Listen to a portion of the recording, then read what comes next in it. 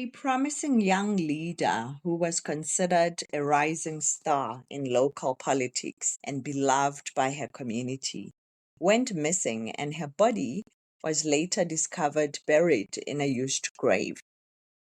Her boyfriend would go on the run after being questioned by police. This is the story of Disebo Mosupa. Let's get into it. Disebo Mosupa was born on the 11th of January 1994.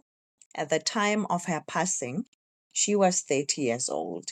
She was born in Welkom in the Free State province of South Africa.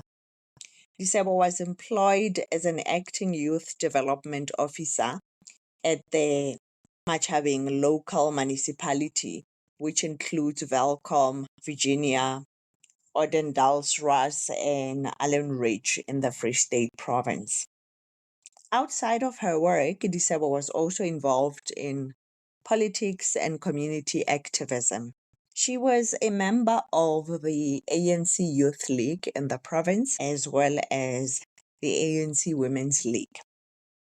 On the 15th of July 2024, Disebo's father went to Welkom police station to report her missing. He stated to police that he had visited her the previous day at her place of residence, and when he got there, her house was locked, so he turned back, not suspecting anything. However, the following day, not hearing from her, he went back to her house. When he got there, the door was open and her house had been ransacked. In addition, there were drag marks on the floor, indicating that someone may have been dragged. Disebo had last been seen by her family on the 12th of July. Her boyfriend, 42-year-old Andile Sioko, also known as Andile Mutibi, was taken into Welkom police station for questioning and released when he stated that he did not have any information regarding her disappearance. I will get to his two surnames in a bit. Such parties organized by Disebo's community in collaboration with the police, the ANC Women's League and the Youth League in the area carried out search parties, and they also spread the word on social media. According to the ANC Youth League secretary in the Free State province, Maibuye Bangani, there were members of the community who requested money from the Youth League. This is an individual who contacted the Youth League saying that he had information regarding Disebo's disappearance. Through information provided by the individual, that the story began to unfold. The information provided essentially led to Disebo's body being discovered inside a used grave in Thabong Cemetery in Welkom on the 19th of July. Indeed, on Friday, we did get a lead, some information where people were requesting money from us as the ANC Youth League leadership to say they have some leads, and that leads led us properly to where Disebo was buried on top of another grave. We did give the police, and the entire leadership of the ANC Youth League was there during the night with the police and the detectives, including some of the family members.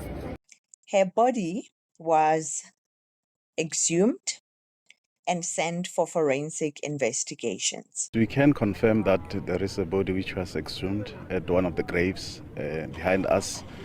And for now, we cannot conclusively indicate or say it's a body of the person reported missing earlier. We have to go through the route of formal identification, either through our forensic tests or through the family itself identifying. The body was exhumed from an existing grave. The act has shocked the community. Her manner of death has not been revealed publicly. Therefore, it's not clear how she was killed. Disebo was laid to rest on the 28th of July after forensic testing. It was later revealed that the person who contacted the ANC in Welkom wanting money in exchange for information was in fact 37-year-old Lawrence Nganga, who later confessed to being an accomplice. He led the police to Disebo's body in the cemetery. He also, in addition to confessing, implicated Disebo's boyfriend. Enjoying my storytelling so far? Please remember to like this video. Also consider subscribing to the channel if you have not yet done so.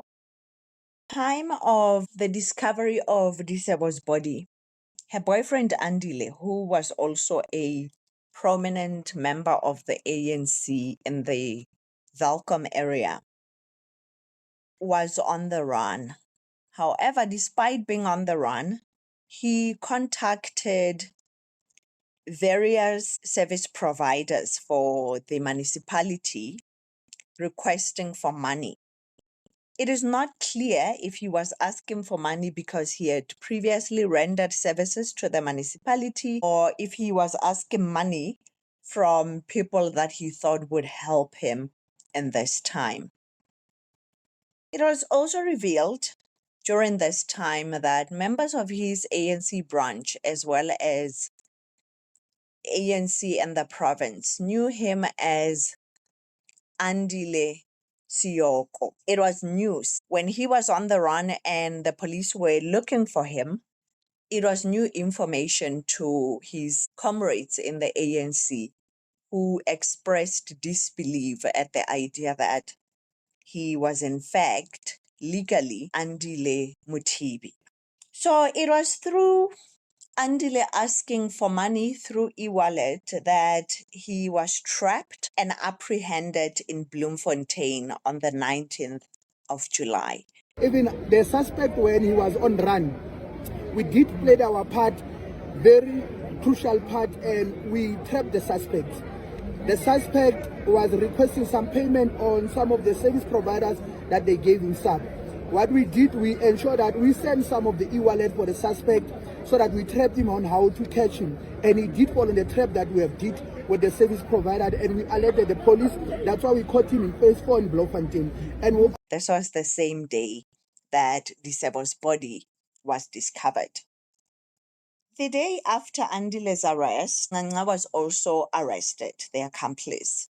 It is not clear why, if he confessed before Andile was arrested, why was he only arrested the day after Andile's arrest. However, I believe it is because he did not initially implicate himself when he was seeking money for information.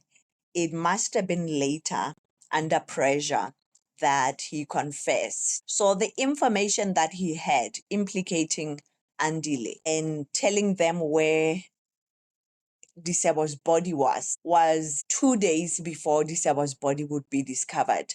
So before finding her body on the 19th, they had in fact gone to the cemetery where he gave them some vague idea of where they had buried the body. But when they got there, they were unsuccessful. So by that time, they were already on the tail of Andile. Hence, he was found on the same day that Disebo's body was discovered. After the news of Andile's arrest broke on social media, an individual came out with news alleging that Andile had murdered that person's cousin in Rustenburg 7 years ago. He alleged that his cousin had been stabbed several times. He further alleged that the ANC in the Northwest had helped Andile to get away with the crime at that time. Currently, Andile and Nanga are both in custody and they've been charged with murder as well as defeating the ends of justice by concealing her body. It is not clear if the two will also be charged in terms of cemeteries, crematoria, and funeral undertakers by law of 2011, in which vandalism of cemeteries or graves is a criminal act. The accused have both applied for bail after they were arrested, and both have been denied bail. It is not known yet when the trial is going to be held. Therefore, at this point, everything I've been saying remains allegations. This is also why some of the information provided by news sources is a bit sketchy. Hopefully, more details will emerge in the trial, including the motive, the manner of death in which Disebo was killed, and how Nganga is actually connected to the case. Was he part of the murder, or was he recruited after Andile had murdered Disebo and recruited to be part of the concealment of the body? So that will all be revealed in the trial. Please let me know your thoughts on this case in the comments. The comment section always generates interesting debates. Please remember, though, to keep it respectful, and I will see you in the next one.